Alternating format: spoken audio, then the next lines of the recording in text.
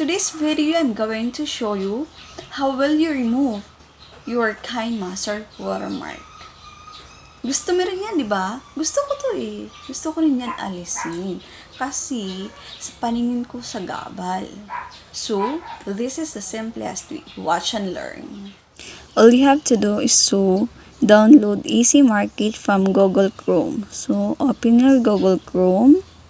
Type Easy Market, this one, Easy Market. Then, click Easy Market, this one. Click po natin to.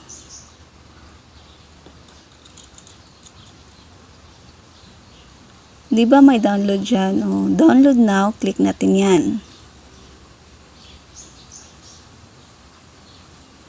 So, wait to see.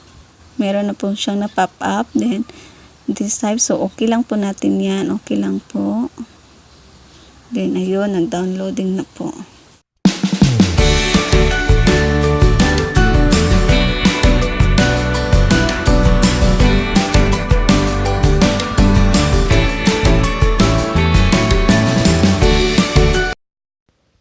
Then, click open.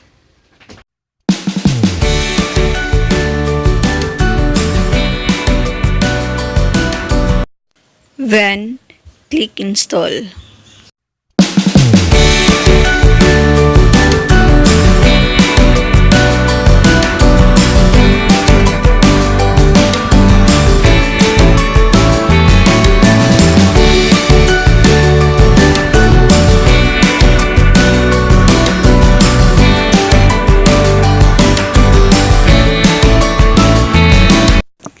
The Easy Market installation is now finished.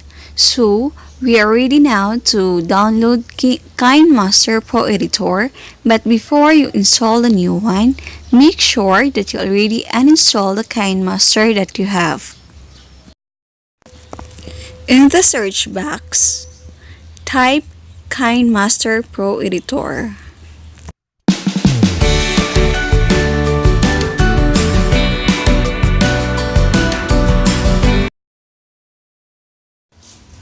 As you can see, there is an arrow.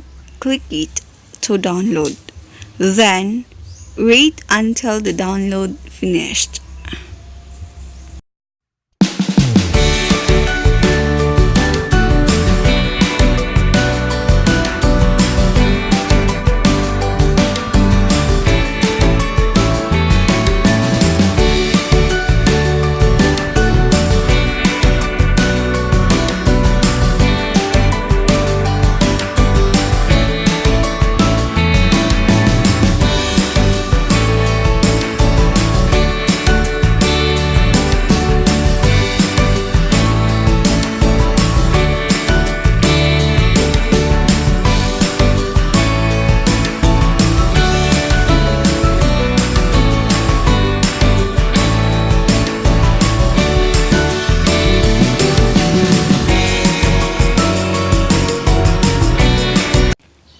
Since Kinemaster is now downloaded, so we are going to install.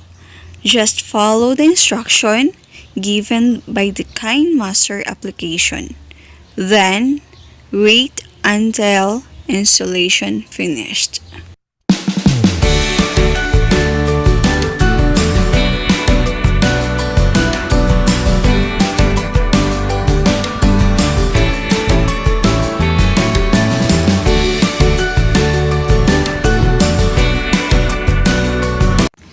The installation of Kinemaster is now finished.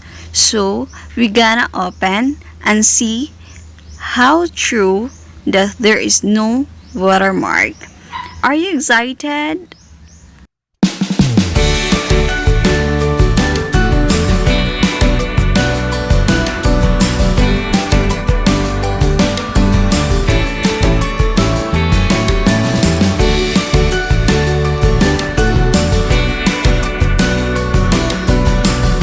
Yes, we got it.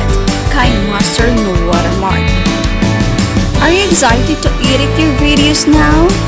Because I am excited